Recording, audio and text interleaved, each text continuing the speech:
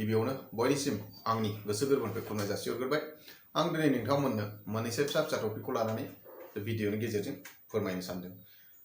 बे टपिकफोरा ओरैबायदि जाहैबाय, जेनेबा जोङो गोबाङानो दिनै नुखायो मोनथिखायो, अब्लाबो गुरुत्व होयैयाव दिनै हयथ' किसुमाननि थाखाय फिसा जाथाय जानो हागौ, किसुमाननि थाखाय गोबां गिदिर जाथाय जाहैयो। दा ससियेल मिडिया एबा इन्टारनेटनि जुग, गासैबो खौरांखौनो ससियेल मिडियायाव मोनो आरो जों किसुमान खौरांखौ गुरुत्व होयो, किसुमानखौ गुरुत्व होआ। बेनि गेजेराव आं दिनै मोननैसो फिसा फिसा जाथायफोरखौ नोंथांमोननो बे भिडिअनि गेजेरजों फोरमायनो नागिरदों। दाथ' मिथिखागौ बयबो रायजोफ्रा दिनै ससियेल मिडियानि जुग एबा इन्टारनेटनि जुग। दा जोङो जोंनि समाजफ्राव दिनै किसुमान जाथावै जानाय नुबाय थानो मोनो, जाथायफोर गोबां खोनानो मोनो आरो सानाव सिखाव हाबदों, मारै हाबदों, बेफोरबायदि गोबां जाथायफोर जाबाय थायो। दा बेनि गेजेराव आं मोननैसो खोथाखौ नोंथांमोननो नागिरदों। से नाम्बारावनो आं नोंथांमोननो फोरमायनो सानदों। रायजोफोरजोंथ' आजिखालि अनलाइन जाजोबो, गासिबो थाखा फैसा लेनदेन आरो जोङो गासैबो बुस्थुखौ मा खालामो, मबाइलावनो दोनो। जेरै बेंकनि एकाउन्टनि थाखाय जेरै पेटिएम, भीम एप बा नोंथाङा गुगल पे बाहायो, बेबायदि गासैबो बुस्थुआनो जों मबाइलजों लेनदेन खालामनायजों लोगोसे मबाइलाव जों गासैबो होननो थांबा गोबां रोखोमनि दिनै Aadhaar card, driving licence, PAN card, गासैबो फट'कपिफोर माबाफोर जोङो मबाइलावनो दोनो, सहज जायो होननानै।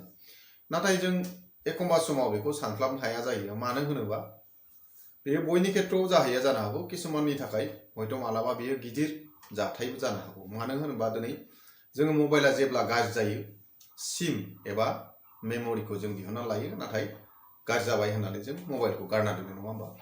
दा बेनि सायावनो आं दिनै फंनैसो होनो नागिरदों। दा दिनै गोबां समाव नुनो मोनो, सोरनिबा बेंक एकाउन्टनिफ्राय थाखा दिहुनना लाना थांबाय, बिथाङा जेबो मोनथियाखै, मेसेज फैयाखै, बेफोरबायदि गोबां जाथायबो जायो।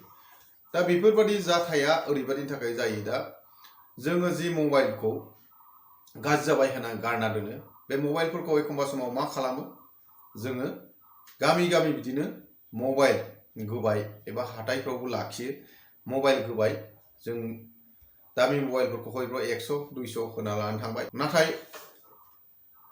बे हरनाया हरथाव एबा हरथावा, आं बेनि सायावसो नोंथांमोननो बे भिडिअनि गेजेरजों बुंनो नागिरदों। मानो होनोबा जोंथ' मबाइलखौ नोंथाङा 1000 हर, 500 हर, 100-200 नोंनि गोसो, नोंथांनिनो गोसो, नङा होमबा? नोंथाङा नोंनि मबाइलखौ हरबाय। नाथाय बेहाय जे नोंथांनाव सिम आरो मेम'रि बख'नाय लोगो लोगो बे मबाइला आंना खामानि गैला, सोलिला, सुइच अफ जाना थायो बा स्क्रिन गेला, माबा गोबां रोखोमनि दिनै मबाइलाव बेमार थायो। नाथाय नोंथांनि बे मबाइलाव डाटाया मालाबाबो थैया।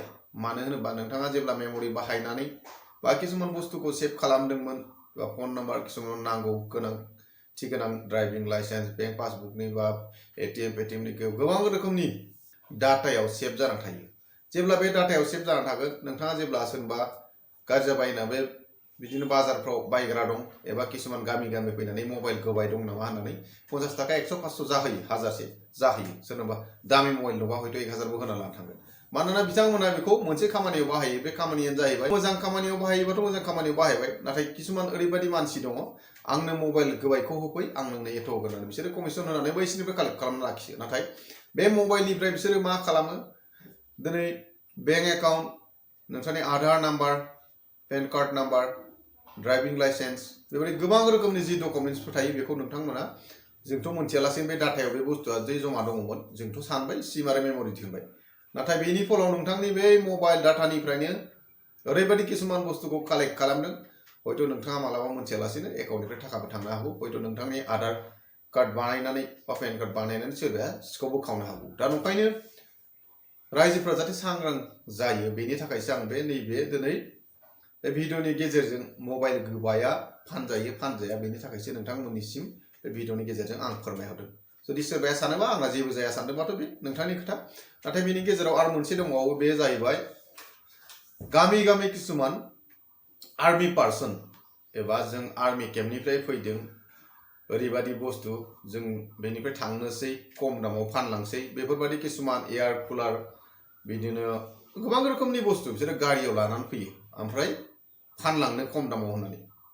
किन्तु बिसोर ओरैबायदि खम दामाव फानदों होननानैसो होनगोन, किन्तु नोंथाङा लिगेल मार्केटआव बिनि दामा बे फाननायनिफ्राय बहुत खमाव थायो बेथ' असे मानसिया जुदि फानदोंबा जुदि आर्मि असेयानो फानदोंबाथ' जेबो नङा हयथ' एसे बाराबाबो नोंथाङा लाखिबाय खिन्थु नोंथाङा लस जानाय नङा मानो होनबा ओरैबायदि किसुमान मानसि गिदिंगासिनो दं दा आर्मि होननानै गावसोरखौ सिनायथि होयो मैया दाखालिसो हमजानाय ससियेल मिडियाफ्राव हयथ' गोबाङानो गुरुत्व होआखै हयथ' गोबाङानो बे भिडिअखौ नुदों दा बेखौ आं रायजोफोरनो खालि एवारनेस जाजासे सांग्रां जायो जोंनि बर' रायजो राजाफ्रा बेनि थाखायसो आं फोरमायनो सानदों मानो होनबा गोबां समाव बिदिनो गामि गामि गिदिंनानै जों आर्मिनि ओरैबायदि फानफैदों बिसोर गासैबो फल्सजोब दा नंखायनो एसे रायजोफोर सांग्रां जादों हयथ' नोंथांनो 1100 दामनि बुस्थुखौ 3000 फानना गालांगोन हयथ' नैबेखौ लाखिथ'दो आं साननैसो उनाव नोंथांनो मोजांखौ होफैफिनगोन बेफोरबायदिबो गोबां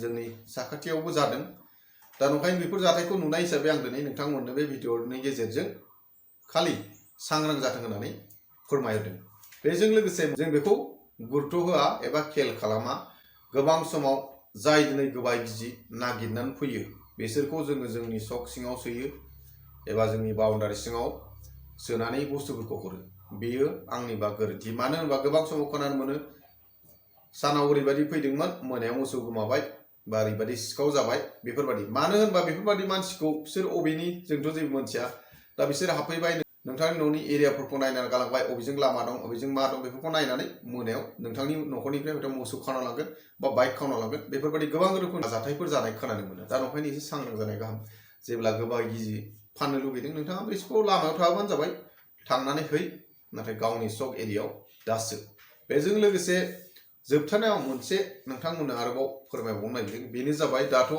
मोनथिखागौ इलेक्शननि सम इलेक्शन डिक्लेयार जाबाय दा नंखायनो बेनि गेजेराव गोबां रोखोमनि दिनै इलेक्शनखौ लानानै सावरायनाय नुगोन मिटिं खुंनाय नुगोन गोबां रोखोमनि पलिटिकेल पार्टिफोरा दिनै मोजां मोजां खोथा होननाय नुगोन नाथाय किसुमान समाव ओरैबायदिबो जागोन नोंथाङा हयथ' अबे बुस्थुखौ खेबना लानानै ससियेल मिडियायाव हगारफ्लांगोन दा नंखायनो एसे खेल खालाम रायजोफोर बेयो इलेक्शन कमिशनार राजीव कुमार बिथाङा दाखालि जे दिनखालि इलेक्शननि डेट फोसावदों ओइ दिनखालिनिफ्राय इलेक्शनाव अबेबायदि बुस्थुफोरखौ खालामनो नङा बेफोरबायदिखौ डिक्लेयार खालामखादों दा नंखायनो जोङो ससियेल मिडिया बाहायो फेसबुक इन्स्टाग्राम इउटिउब चेनेल दं फेसबुक पेज दं दा नंखायनो एसे सांग्रां जा रायजोफोर सोरबाफोर जुदि बेफोरबायदि जाथाय जानानै हयथ' भिडिअआ खेबना लाबाय खिन्थु लोगो लोगो जुदि आं बेखौ हगारना होयोबा नोंथाङा बिपदाव गोलैनो हागौ दा नंखायनो साननानै नायदो जेनेबा अबेखौ हगार जायो अबेखौ हगार जाया